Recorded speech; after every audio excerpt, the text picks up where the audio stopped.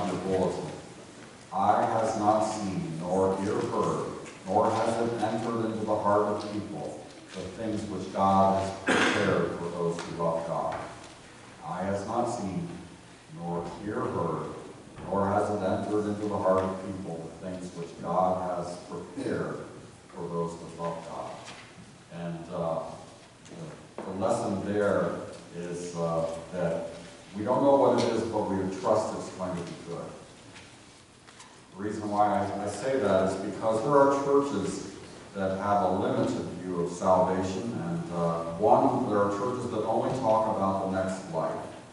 And the next life is very important, but the church just limits itself to the next life, then they ignore the parts of the gospel that are about this life. And that is like to say, I go to prepare a place for you, that where I am, there you may be also, is about the next life. But thy kingdom come, thy will be done on earth as it is in heaven, is about this life. And so there are some churches that just focus on this life. Let's feed the hungry and take care, let's try to stop war. And so I believe that the gospel is a complete gospel that meets all of the meaning of life and need. So it's about the next life and about this life. But it's hard to talk about the next life when it says, eye has not seen, nor ear heard, nor has it entered into the heart of people the things which God has prepared for those who love God. The Bible is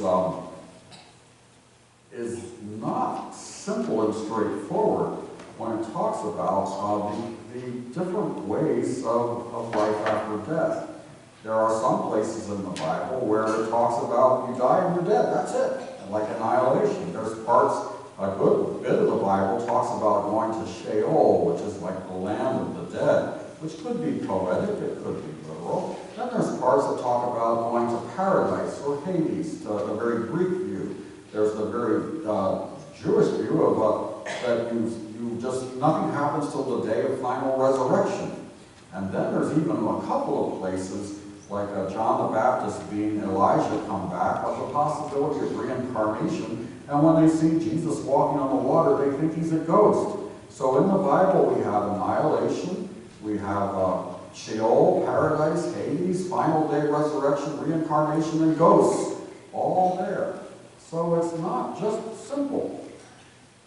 But our difficulties when we come up against life and death, when we come up against death, is not really that the Bible is the way it is. It's that we are the way that we are, and the world is how it is. We live in a world that is awash in, I'm going to say, godlessness, secularism, where what really matters in life is material and money. It's functionally atheist, even if it talks about God or other things. It basically acts as though God is not actually relevant. So most of the times if you turn on the TV and if it's sports or a movie or something like that, you're going to get that. You're including a lot of commercials to sell you things because the programming is there to support the commercials. It's not there for you. They get their money from the advertisers. And so we're awash in a world that says the meaning of life is about buying things. It doesn't talk about life after death or about God in our lives. And then we also live in a scientific age, and I think science is very good. And the challenge with science is that it is actually more limited than we think. Science talks about proximate causes, not ultimate or final causes. The way Polkinghorne said it is like this: why is the water boiling?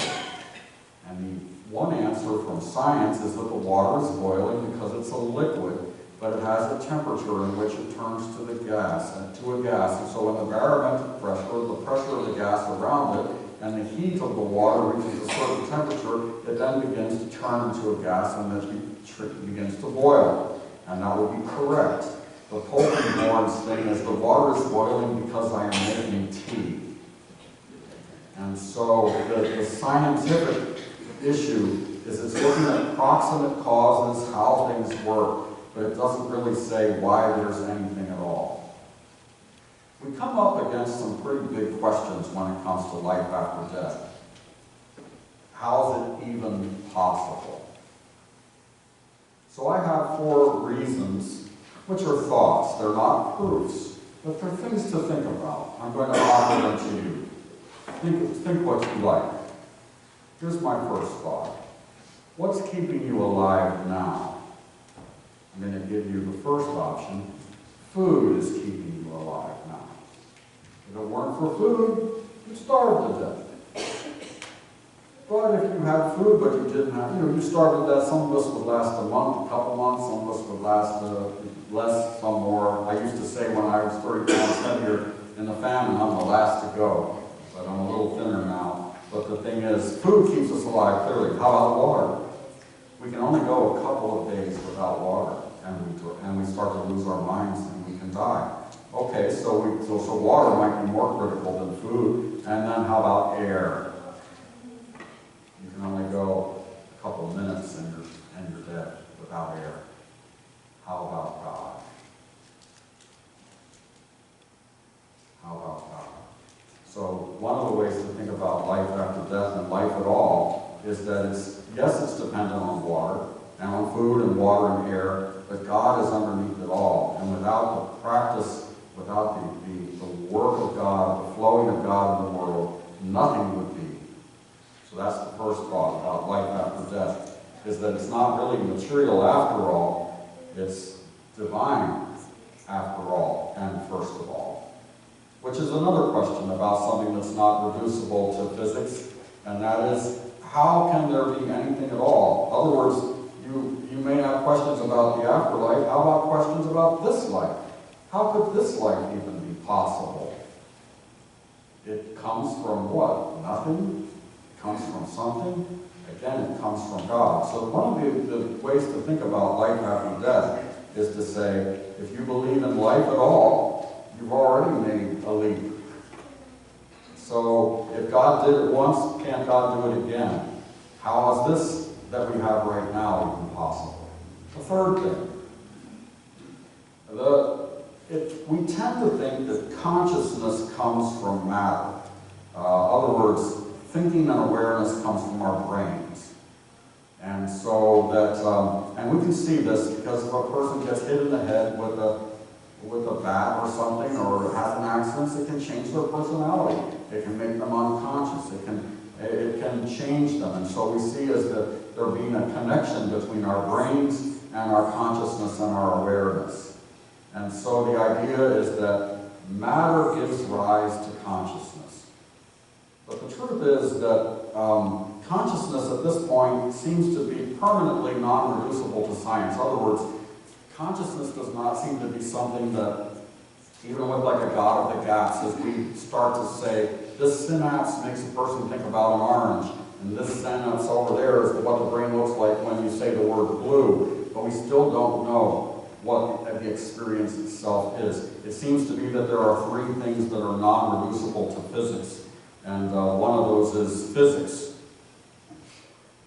Why anything at all? And the second one is consciousness. And the third one could be called desire or love, and this is, you can say it's just a chemical reaction, but the idea is, what is this that the world does not exist without movement, but there is movement in the universe as well. So the reason why I say that is because the other way of looking at life after death and consciousness is, rather than seeing matter as the producer of consciousness, is seeing matter as a limiter of consciousness.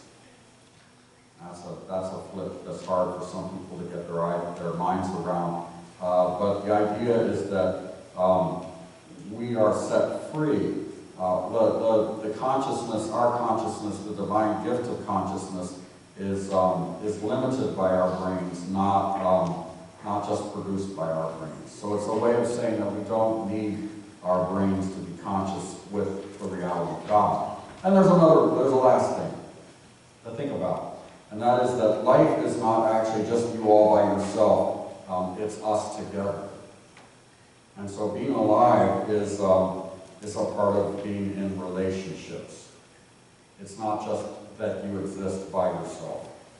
So those are ways to think about the possibility, because we're in a world that really says, nah, it isn't possible. I'm saying, yes, it is rational and it's possible. These are not proofs, but these are ways of thinking about life after death. Another thing to think about is why is it even necessary? Some people would say, like, I don't need life after death. I'm happy, life is fine, and that's okay. But why might there even be life after death is because God is love, and love is relationships. And so this is not something that's just stopped with death. Life is not just seeing, it's being seen. It's not just remembering, it's being remembered. It's not just knowing, it's being known. And so the idea there is that our lives are not in isolation, but are part of a permanent, ongoing relationship with God who extends beyond life and death and all things. And so life after death is because God is bigger than all things. God is the foundation in which all of this works. So the difficulty for us, whether we say we believe in God or not, is we live in a world that mostly says God is not relevant and not important for our lives. And so in a sense, we have this life of sowing and reaping. And as you sow, so shall you reap.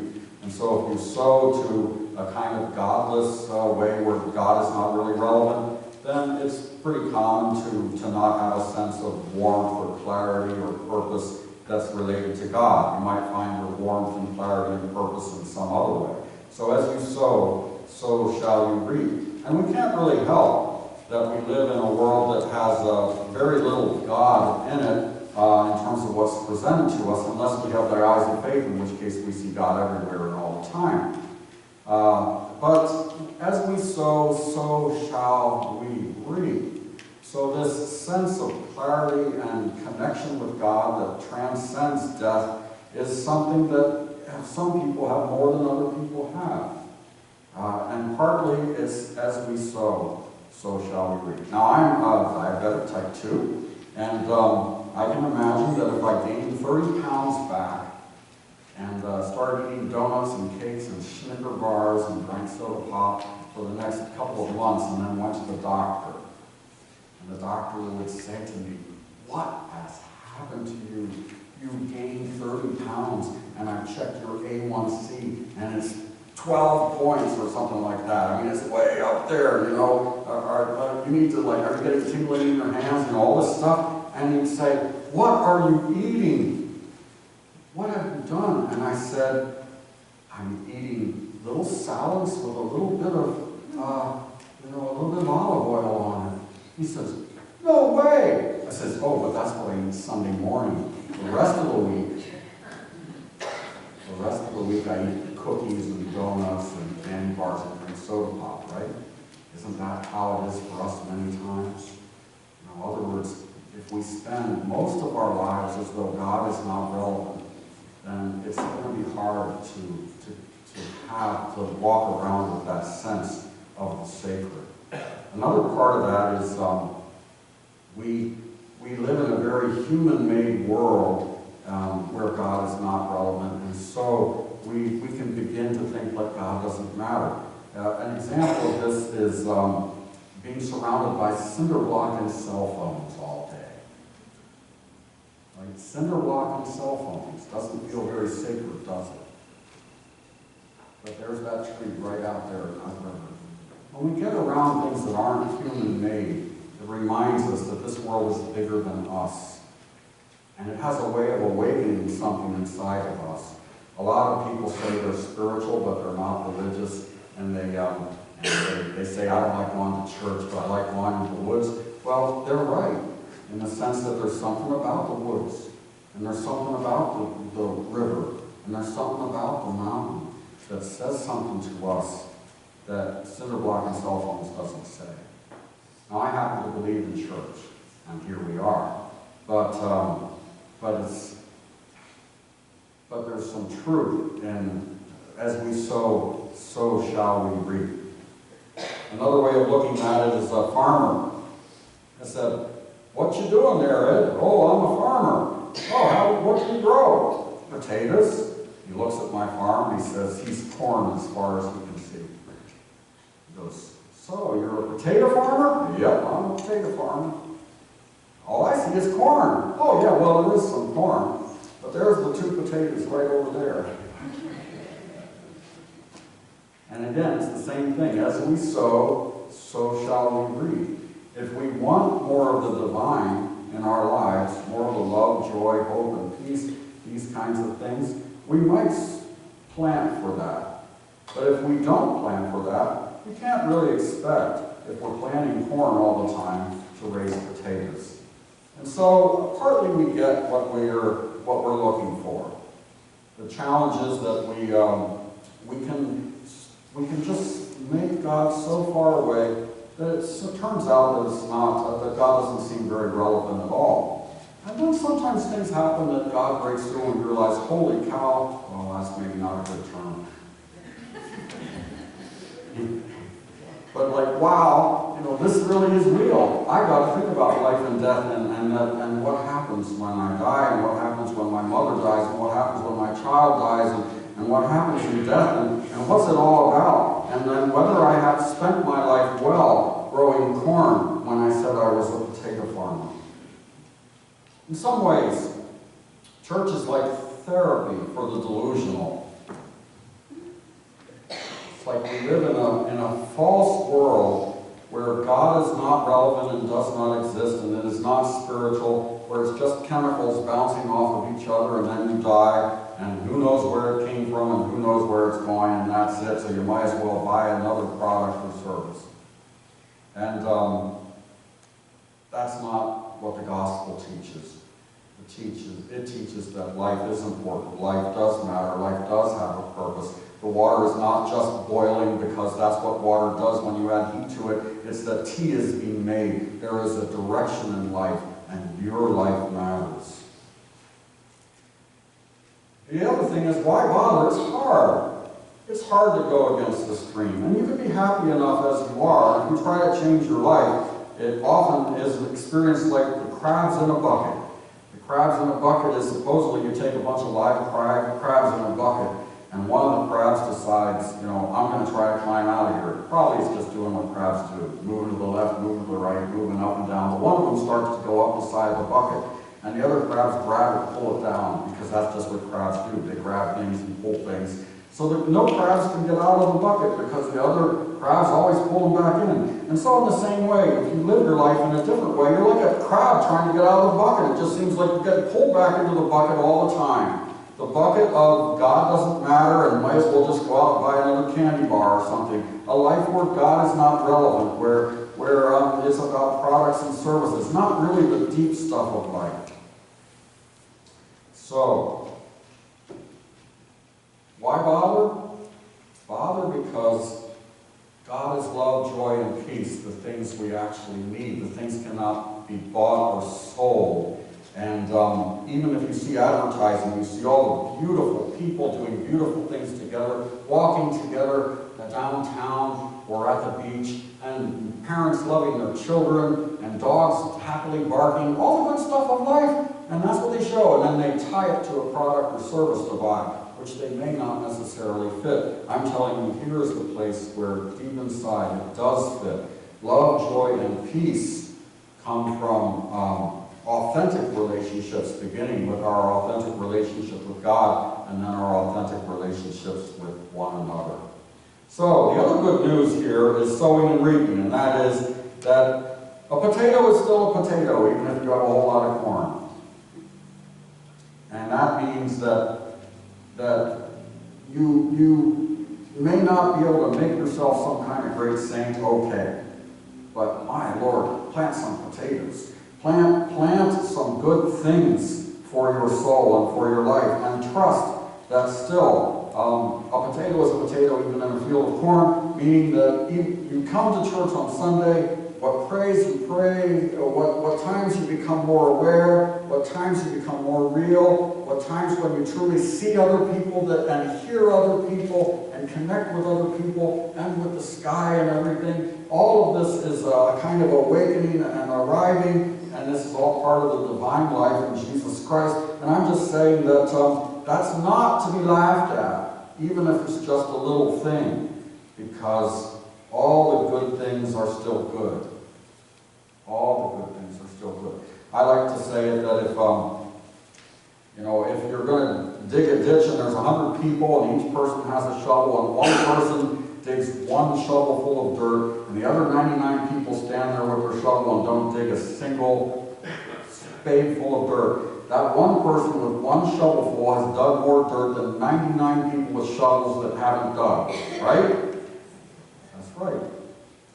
Same way, everyone has $100. One person gives $1. The other 99 people don't give a single dollar. That one person giving $1 has given more dollars than the other 99 people who didn't give anything, right? So again, I'm saying that every good deed you do, every act of sowing to the Spirit, even if there is nothing else done, that is still a good thing. And the good news of the gospel is that that will be reaped as well. So you will get the benefit of those good deeds and good actions when you are real with God. So what shall we do? It's not just enough to think about it on Sunday, but please don't let the perfect stop you from doing the good. Start where you are, do what you can. Psalm 34:1 says, God's praise will continually be on my lips. One of the best ways to increase your faith is to sow to the things of the Spirit. One way to do that is a Psalm 34:1. It's a kind of prayer without ceasing. There are many different kinds of prayer. I'm going to invite you for 1 minute to join with me with an inner prayer of not ceasing. I've got my timer here. And what I want you to try to do with me is inside your, not out loud, but inside your mind, in your heart, say a word slowly, quietly, over and over again for 1 minute, but with the idea that as you say it, because it's really pray it, as you pray it, have that sense of unclenching your heart, of opening your heart. What we're doing is we're planting potatoes. What we're doing is we are sowing to the Spirit here just for a minute. I'm giving you a practice that you can return to that doesn't take going to church on Sunday morning to do. And it's easier than silence, because silence is actually pretty tough to do because our minds are so busy. But here are the words I want to give you to choose. You could say quietly inside, God. So inside your heart you go, God,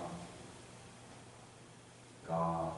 And you would be like opening your heart, though. You're not just saying God, God, God. You're letting your heart awaken and unfold and come alive. It's a softness. It's a permission. It's a reception.